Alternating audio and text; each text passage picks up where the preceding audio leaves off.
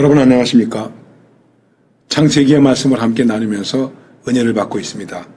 오늘은 창세기 40장 1절에서 23절 말씀이 되겠습니다. 그리고 함께 부를 찬송은 주 없이 살 수 없네 292장이 되겠습니다. 아주 신앙 고백적 찬양이라고 말할 수 있겠죠. 요셉은 형들에게 팔려갔습니다. 그리고 종이 되었습니다.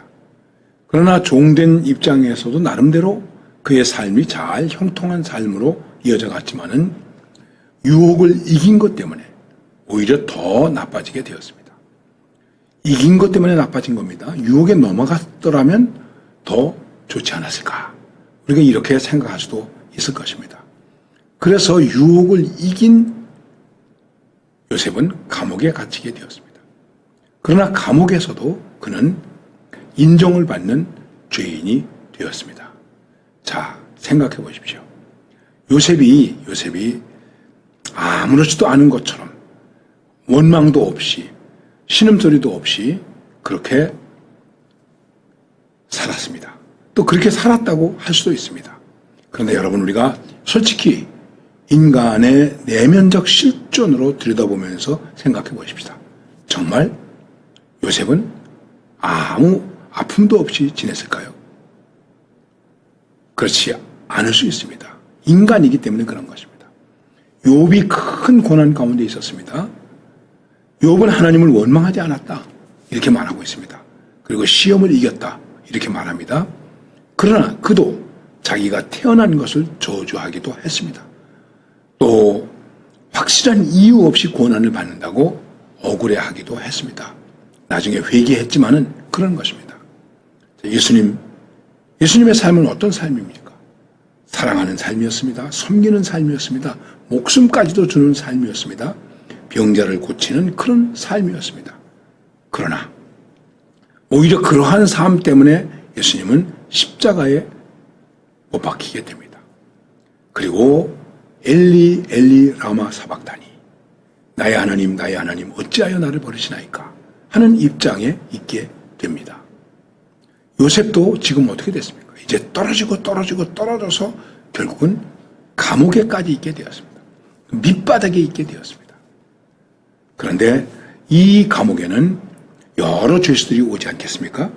오늘 말씀 속에서 여러분도 잘 아시는 말씀인데, 감옥 생활을 하고 있는 그 중에 그 감옥 안에 다른 또 죄수들이 오게 되는데, 그 중에 바로 왕에게 술을 바치는 술 맡은 관원과 또 떡을 바치는 떡 맡은 관원 두 사람이 와서 함께 감옥살이를 하게 됩니다.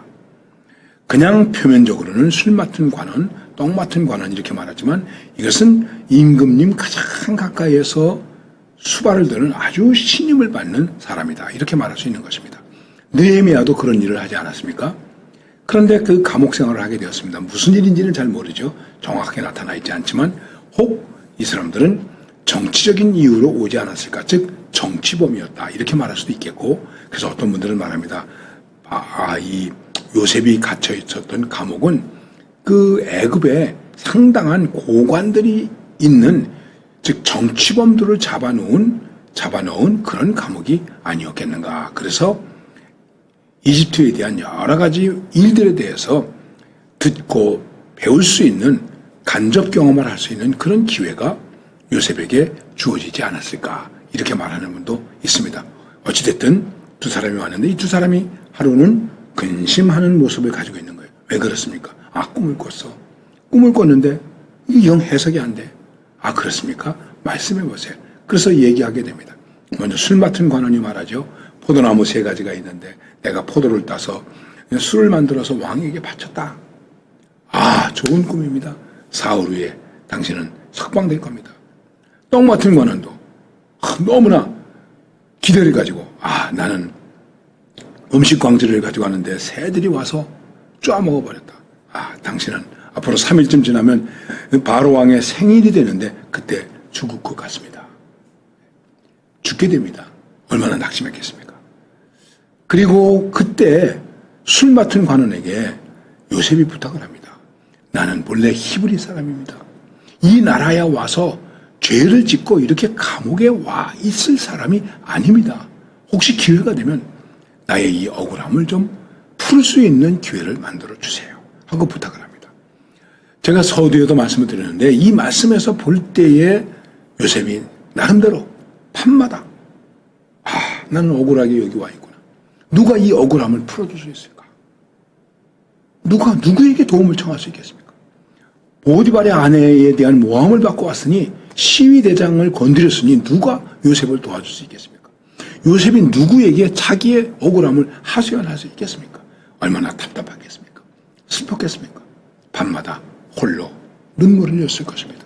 고향을 그리워했을 것입니다. 아버지를 불렀을 것입니다. 돌아가시는 어머니를 불렀을 것입니다. 누가 도와주겠습니까?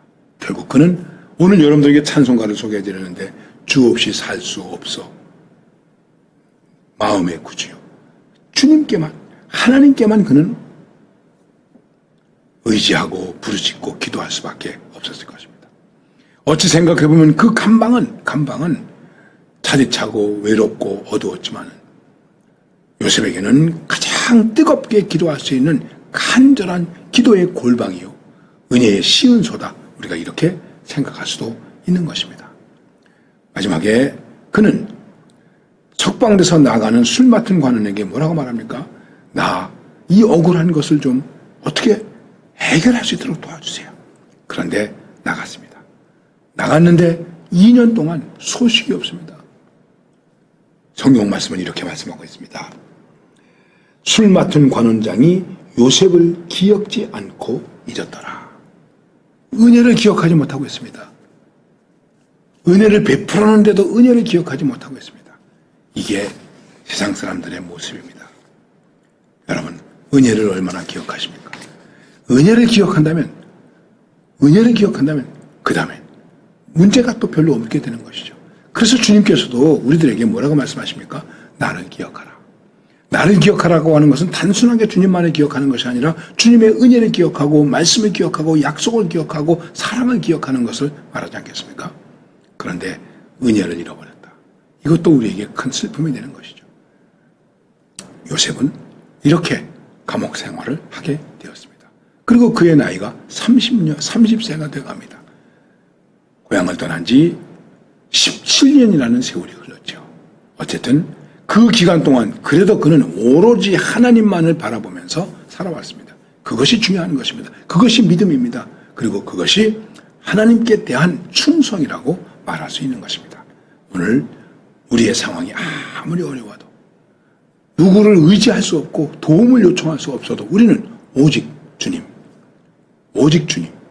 주님만 바라봅니다. 그렇게 고백하면서 찬양하면서 살아갈 수 있어야 할 것입니다. 감사합니다.